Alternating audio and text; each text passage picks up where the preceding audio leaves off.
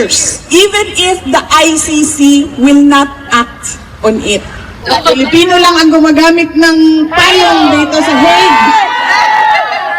Alam niyo, kanina gusto ko na talaga, naglalakad ako, gusto ko na talaga magamit ng payong.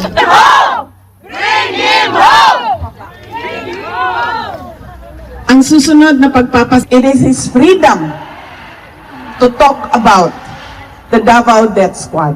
How the ICC disregarded how former President Rodrigo Duterte was kidnapped from the Philippines. They say it doesn't matter to us how he was taken, where he was taken, by what means he was taken. What matters to us was that he was delivered.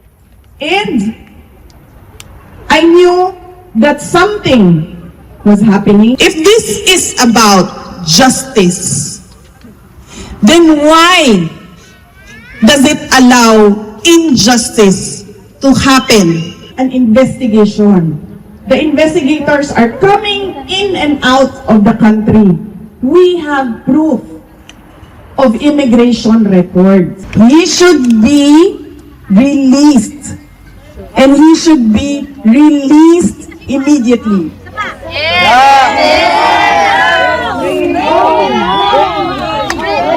Justice in the Philippines, not here!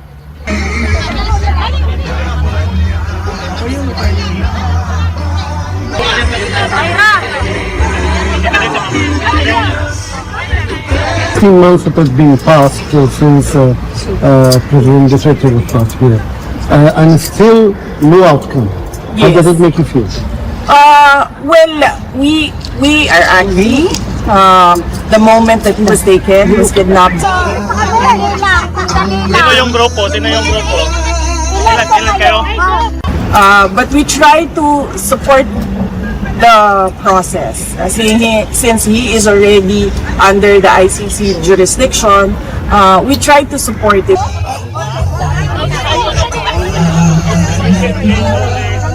As a daughter, is there any worries you have if it gets prolonged and dragged on for more longer time? Of course, yes. There is always the possibility that he will pass inside the prison, and that is something that I already discussed with President Duterte. Nanggaling pa kayo sa Asia, nanggaling pa kayo sa Europa. But of course, as a Filipino, as a daughter, we want him to die in Philippine soil. Anything you would like to add up on, any message you have? Free him now. Free Duterte now. Bring him home. 16. When he stepped down of all the investigations and corruptions in the Philippines, do you think when it's proven that the current administration is related into it, do you think that will affect the situation of former President Duterte and ICC? Unfortunately now, ma'am, there is nowhere we can go because the administration, of course, control all the institutions of government, and the investigation, we really rely on their sincerity. Warriors UK4 in Taysara 2028 and UFG UK. We fully hope that there will be a sincere and impartial investigation with regard to the corruption, especially to the flood control issue and how it relates to some of those funds that went to allegedly Trillanes, and of course to the ICC investigators. This is something that we'll look into, but as we see now, they're not really hearing it, and they're setting it aside. In fact, the people mentioned in the affidavits are filing perjury cases against the individuals who executed the affidavits.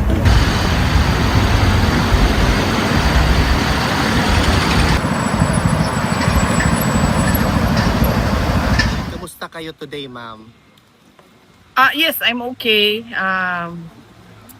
Loving the sunny weather. Hindi kailangan mag-jacket. Very summer-ish. VP, how is your visit with PRRD today?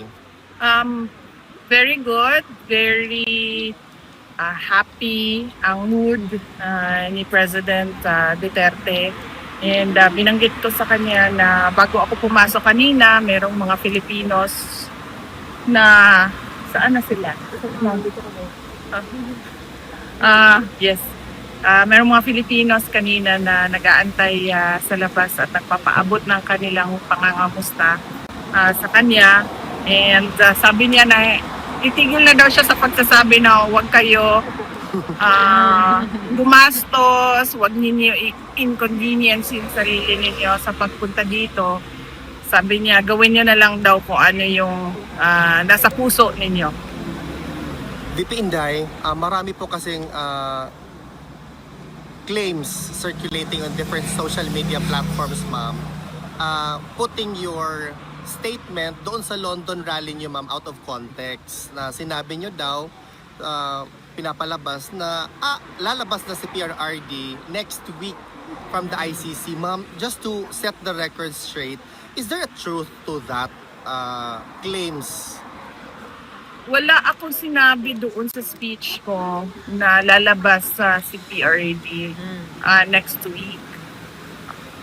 Hindi ko alam kung saan nagsimula yung ganon, pero definitely wala doon sa transcript na nagsabi ako na lalabas na si PRD sa ICC or lalabas na si PRD next week. Dahil alam naman natin lahat at nakikita natin sa ICC website yung schedule ng kanyang kaso, at kung makikita natin na walang schedule ng hearing ng release at ang meron lang schedule ay yung kanyang trial proper. VP, okay lang ba si PRRD with the heat right now, with the current weather ng Netherlands? It's very siguro comfortable sa init dahil kahapon naka-sweater pa rin siya. At sinabihan ko na siya na hindi ko na kaya yung init dito sa kwarto, so kailangan natin buksan yung window. Tapos kanina naka-close na naman yung window, so sabi ko sa kanya walang hangin doon sa loob. So sabi ko, pwede ba natin buksan yung window? So pumayag naman siya. Mas gusto niya ang mainit kaysa sa malamig. Hindi siya makatolerate ng sobrang lamig. Kaya usually nag-aalala tayo kapag autumn and winter months na dahil sobrang lamig talaga. Ma'am, on a different topic, may question po. Ma'am, any thought po about sa Pax Silica na balak pong itayo sa Pilipinas? Ano na? Pax Silica. Yung Pax Silica. Pax Silica? Hindi, ma'am. Silica. Pax Silica. Do you know anything about that? Wala ma'am? ako. I cannot comment on that. Ano pong masasabi niyo, ma'am, sa mga kabataan ngayon na nagiging violent na po sila? Nagiging marahas na po sila to the fact na sa loob po ng school is nakakagawa na sila ng krimen. Ganyan kasi ang nangyayari, hindi lang sa kabataan, kundi sa lahat ng tao. Ganyan ang nangyayari kapag wala kasi nakikita na leadership. Nagkakanya-kanya yung mga tao. Kung makikita ninyo sa mga empleyado ng gobyerno ngayon, ganun din yung mentality nila. Nagkakanya-kanya sila. Kasi nawawala yung moral ascendancy nung nasa taas. Yung mga nasa taas. Sinabi natin nasa taas, yung ating president, yung ating mga cabinet secretaries at iba pang nagtatrabaho sa Office of the President. Kapag ganun yung nakikita ng mga tao, nawawala yung respeto. Kapag nawawala yung respeto, nagkakanya-kanya lahat ng tao. That is a manifestation of a weak leadership. VP Inday, just to close out the interview, do you have a message to the Filipino people? Actually, there's a lot of statement coming from, or reaction nila sa SONA na pawang promises lang daw kuno ni BBM. And actually, I'm one of the many Filipinos who are very much excited sa 2028 election kung magkakaroon man, ma'am. What's your message to people like me and millions of us? Para na ako silang plaka basta paulit-ulit na pasasalamat sa lahat ng ating mga kababayan sa Pilipinas at sa buong mundo. Pero pareho pa din yung aking mensahe. Ang aking mensahe is a message of gratitude sa patuloy na suporta. And I can only pray that God will bless you in your personal lives because of your love for your country. And kanina tinanong pa si President Duterte kung meron ba siyang mensahe para sa inyo dito sa labas na nasa Duterte Street. Meron siyang mensahe pero in general kasi yung kanyang pinadala na mensahe at sasabihin ko verbatim. Sabi niya, my best wishes to the men and women and LGBT of the Philippine National Police and the Armed Forces of the Philippines. You are very close to my heart because you offer your lives for the country. VP, Practice pa ako niyan doon para hindi ko makalimutan. Yan yung verbatim. may pahabol na question daw, Ma'am, ma'am. last, speaking of mensahe, any message ma'am kaya Senator Rodante Marcoleta? Oh, yes. Nagbisita ako sa kanya immediately after nung nag-submit siya sa court. And I will speak to him very soon. Pagbalik ko ng Pilipinas, meron ko mga schedules na pagbisita sa mga politicians and mga individuals na nagsusuporta ng mga politicians na nasa detention. Thank you, ma'am. Thank you, VP. Mabuhay ka. Salamat. Mabuhay ko lahat. Who happens to be Paharda, and you said wala. So sinabi ni Paharda, hello, ako si Paharda, akong designated na SDO ng DepEd, and agad-agad pininiwalaan nyo. During the first encashment, na-mention po ni Ma'am Sonia na mag-e-encash si Mr. Fajarda, pero parang hindi naman niya na-mention na SDO. No ma'am, ang ibig sabihin dapat someone should have endorsed Paharda as the SDO for the DepEd. Sabi mo wala. So pumunta lang si Paharda doon, presenta yung sarili niya, sinabi niya akong SDO ng DepEd, and then sabi niya, okay, sige.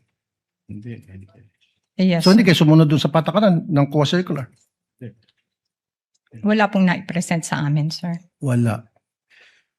Okay, so paano malaman kung si Paharda talagang authorized na mag-withdraw o makipag-transact ng limpak-limpak na salapi sa Land Bank DepEd? As payee of the check, in-honor na po namin yun. As pay of the check.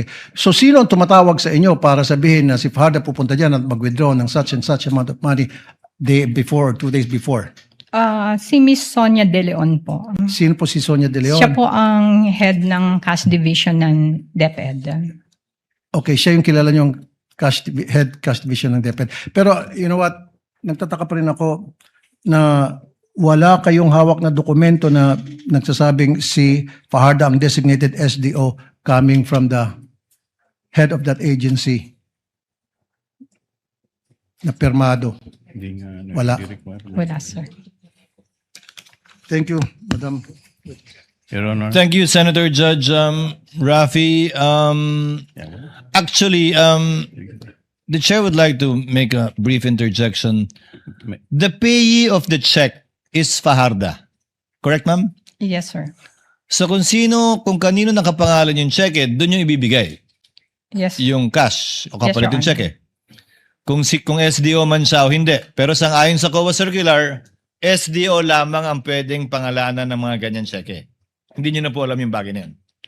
Nag-ano lang po kami sa page ng check, sir. Kung kaninong pangalan yung nakalagay doon, yun po ang sinusunod lang niya.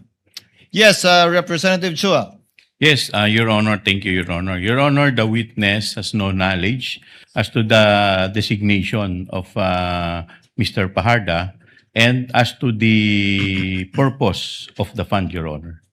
As to being SDO, yes. I believe As, you'll be presenting SDO. another witness for that. Yes, we are going to present another witness for that, Your Honor. Thank you, Your Honor. Duly noted. Senator Judge Aquino is recognized. You may proceed, sir, when you're ready. You have 2 minutes. Yes, before my line of questioning, gusto ko lang pong klaruhin rin po, ma'am. Alam niyo po ba na para sa confidential funds yung pondong yan? Hindi rin po, di ba? And you're not required to ask. Yes. Hindi rin kayo nagtatanong talaga. Yes. Okay. Pinag-uusapan ho kasi yung covered, suspicious, pati yung salitang unusual.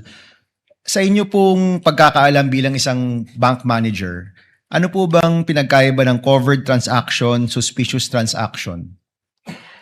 Ang covered transaction po is automatic po yung inire-report sa AMLC. May system po ang Land Bank na ang mga transactions ng bangko na in excess of 500,000 ay automatic na nakareport.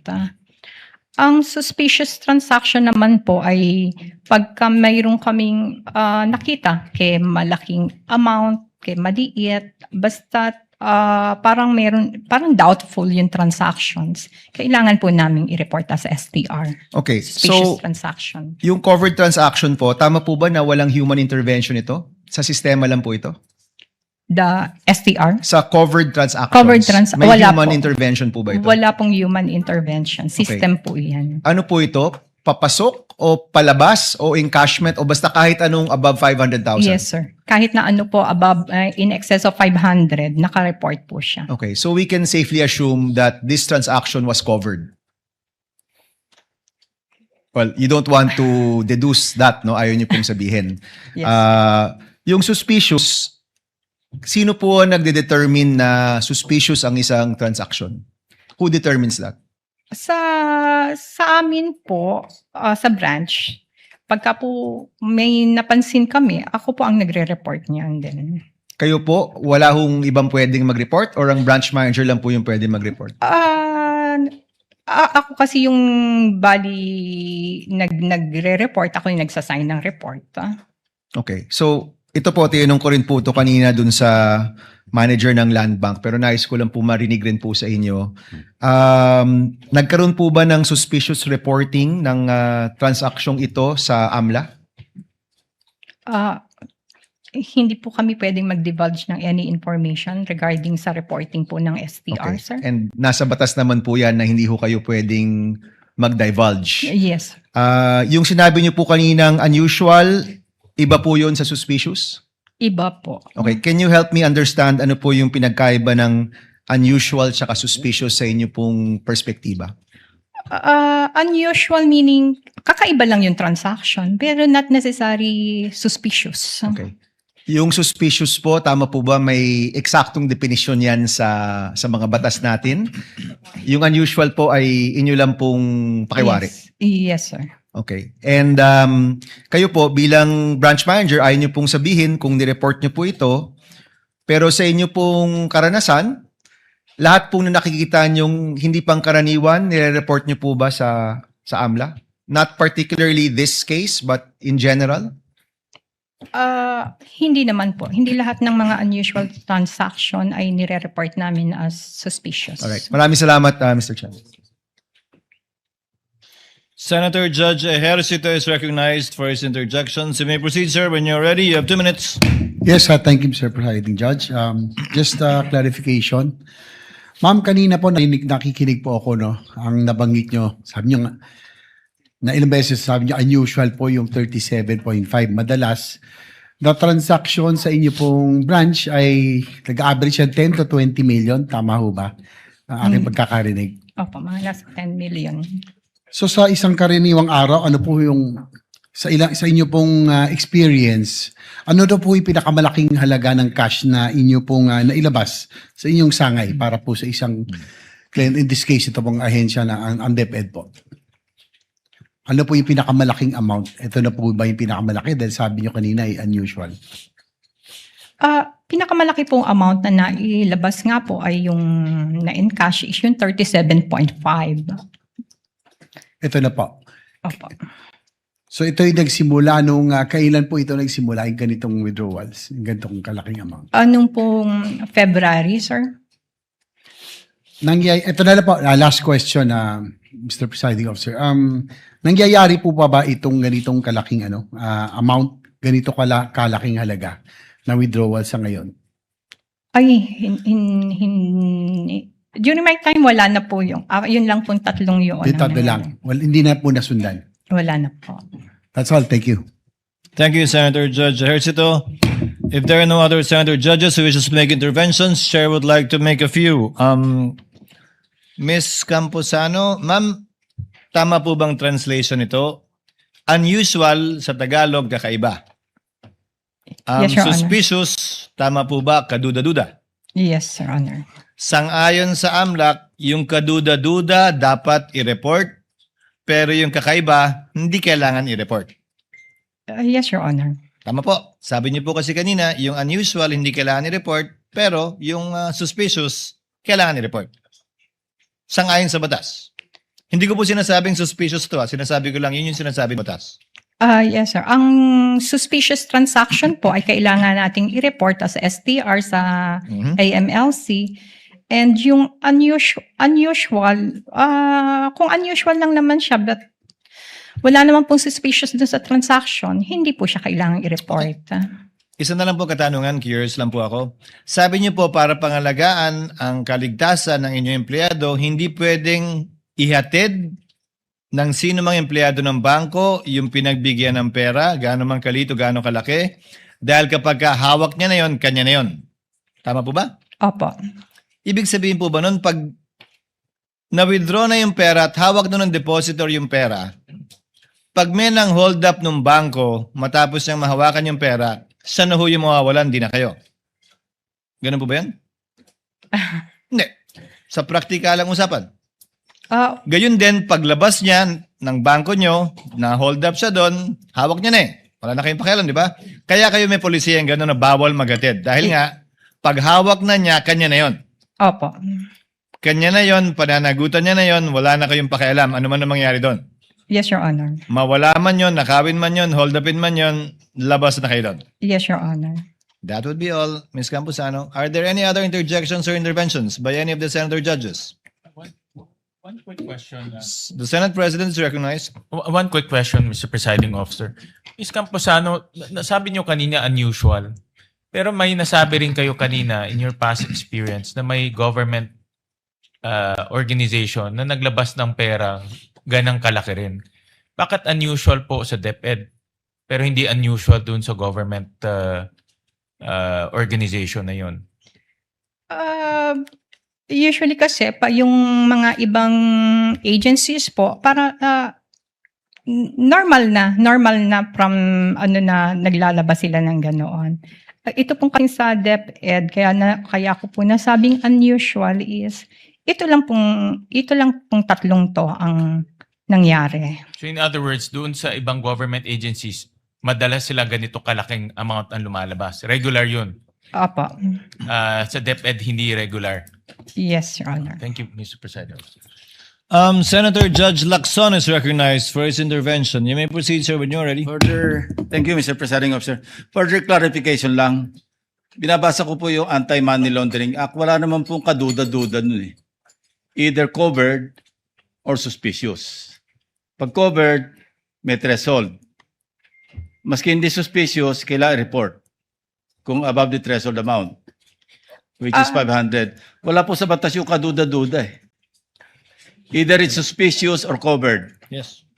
Transaction.